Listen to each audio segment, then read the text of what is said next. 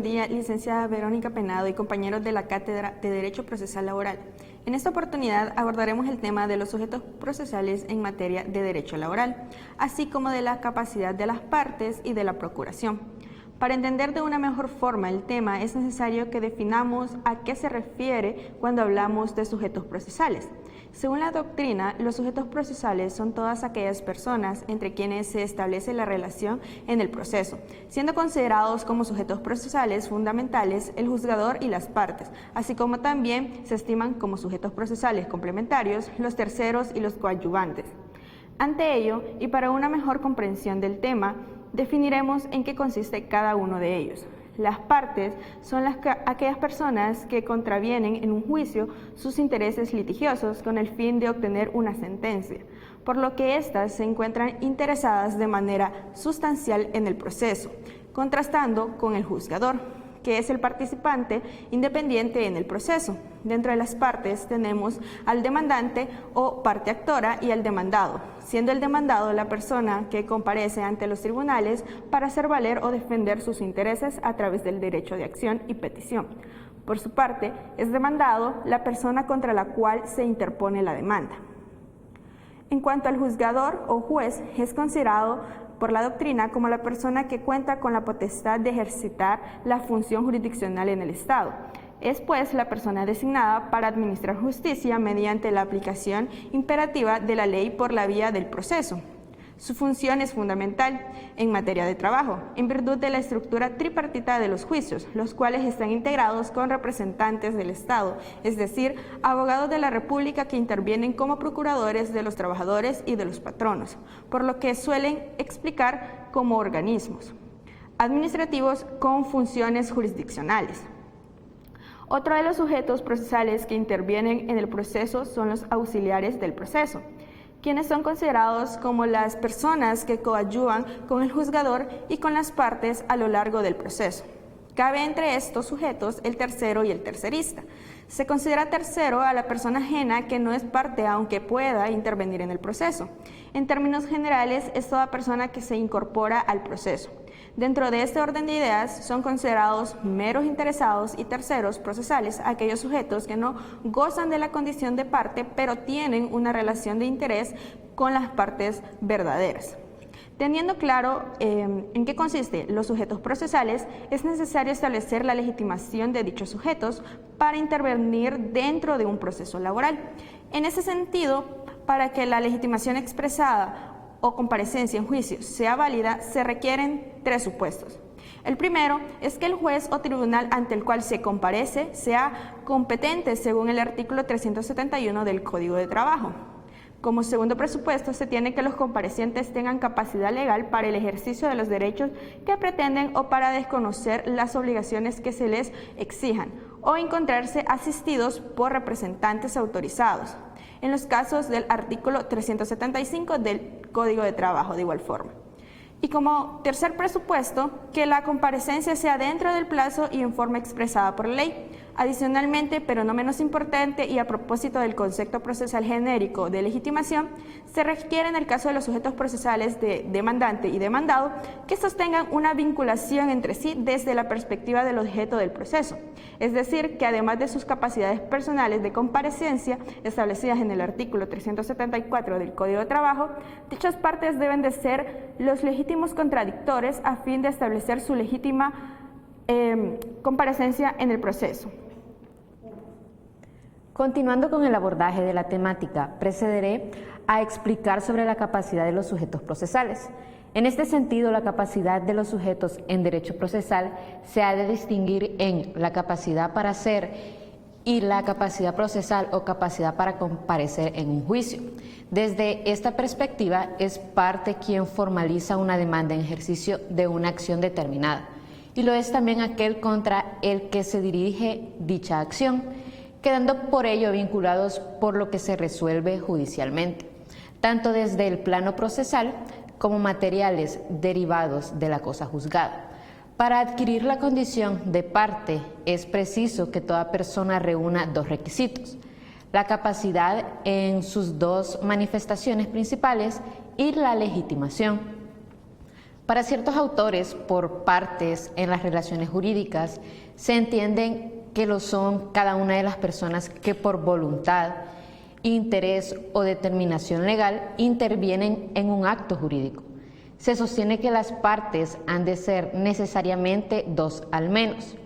En el proceso laboral salvadoreño, las partes que intervienen se dividen en el patrono y el trabajador. En este caso es parte toda persona que actúa dentro de un proceso para sostener u oponerse a una pretensión deducida en defensa de un derecho o interés legítimo y excepcionalmente ajeno.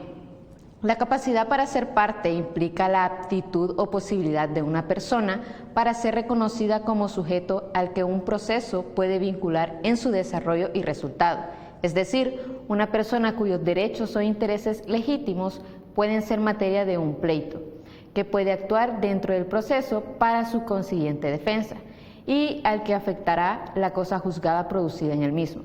Al respecto, el artículo 59 del Código Procesal Civil y Mercantil, el cual hace referencia a la capacidad procesal de las personas físicas, establece que podrán intervenir válidamente en el proceso los que gocen del pleno ejercicio de sus derechos. De igual forma, debe decirse que la capacidad procesal se franquea a partir de los 18 años, según lo que establece el artículo 374 del Código de Trabajo. No obstante, en el caso de los trabajadores mayores de 12 años de edad y menores de 18, estos comparecerán en el proceso por medio de su representante legal o por medio del Procurador General de la República. Este último estará obligado a representarlo personalmente o por medio de sus delegados, con el solo requerimiento del menor o de cualquier otra persona. Tal premisa se sustenta con base a lo establecido en el artículo 376 del Código de Trabajo. Y finalmente, pues es importante determinar que la capacidad procesal, o también llamada capacidad de obrar dentro de la litis, responde entonces a la pregunta de quién y cómo puede llevar a cabo actos procesales válidos dentro de un proceso, susceptibles de engendrar los efectos asignados por la ley, de soportar las cargas y obligaciones derivadas de su tramitación y, en su caso, de gozar de los derechos también estrictamente procesales surgidos del mismo. Tanto la capacidad para ser parte como la capacidad procesal constituyen vertientes de un presupuesto subjetivo del proceso, uno de sus pilares de validez, por lo que no es posible permitir la apertura y desarrollo de un litigio en el que una de las partes carece de ella, y si esto tiene lugar, deberá declararse su ineficacia. Finalmente, abordaremos el tema de la procuración dentro del proceso laboral. En este sentido, es menester exponer que no existe la postulación preceptiva por medio de procurador en el derecho procesal laboral salvadoreño. Sin embargo, dada la complejidad y el carácter técnico del proceso y de las normas, tanto procesales como sustantivas, relacionadas con el objeto litigioso, y puesto que los ciudadanos normalmente no cuentan con los conocimientos jurídicos necesarios para actuar con éxito en el proceso, ni con el tiempo suficiente para acudir a juzgados continuamente, las partes necesitan de la asistencia de profesionales que suplan ambas deficiencias, que las defiendan sus conocimientos jurídicos y que les representen y actúen en nombre ante los órganos jurisdiccionales y que mantengan informado al abogado de todas las vicisitudes del proceso. Estamos entonces en presencia de un ejercicio voluntario y conveniente para las partes materiales. En el artículo 375 del Código de Trabajo se regulan diferentes casos en los que es válido comparecer por otro juicio para el tema que nos ocupa. La actuación técnica de los abogados en algunas actividades del juicio ordinario ha generado problemas en lugar de soluciones, lo cual no es propio del sistema salvadoreño. En otras legislaciones han tomado medidas con mucha anterioridad y les ha resultado favorable en alguna medida, sobre todo para desenredar sendos pleitos judiciales. Nos referimos específicamente al acto de la conciliación en sede judicial. En nuestro caso, a nivel administrativo, sí existe una regulación de exigencia para que comparezcan obligatoriamente las partes en caso de hacerse representar por un abogado. Este tenga suficientes instrucciones para conciliar de conformidad con el artículo 494, inciso segundo del Código de Trabajo y artículo 26, inciso segundo de la Ley de Organizaciones y Funciones del Sector de Trabajo y Prevención Social.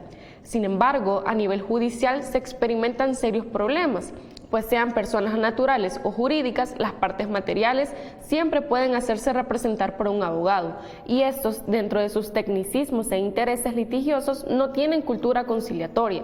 Simplemente se expresan negando los hechos y eximiéndose de hacer propuesta alguna, aduciendo carecer de instrucciones de sus mandantes, entrempándose en el proceso. Es una conciliación poco útil como salida alterna al conflicto de trabajo, y es que la presencia de las partes técnicas y no de las materiales la vuelve especulativa por la presión de las presunciones latentes. Ciertamente existen algunas presunciones en el artículo 414, inciso primero y segundo del Código de Trabajo, que pudiesen obrar contra uno de los sujetos procesales, pero estas pueden revertirse. Recordemos que el patrono generalmente tiene mejor acceso a la prueba. Existen otros sujetos que también tienen significativa actuación por otro en el proceso laboral.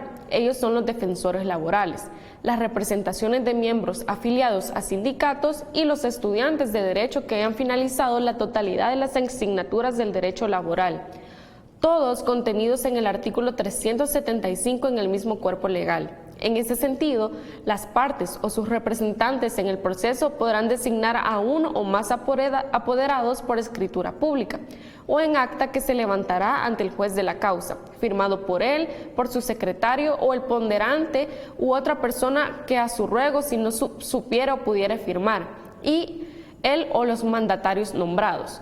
Todo pena de nulidad. También podrán nombrar a sus mandatarios por escrito, presentando personalmente al juez o al secretario del tribunal o por escrito autenticado.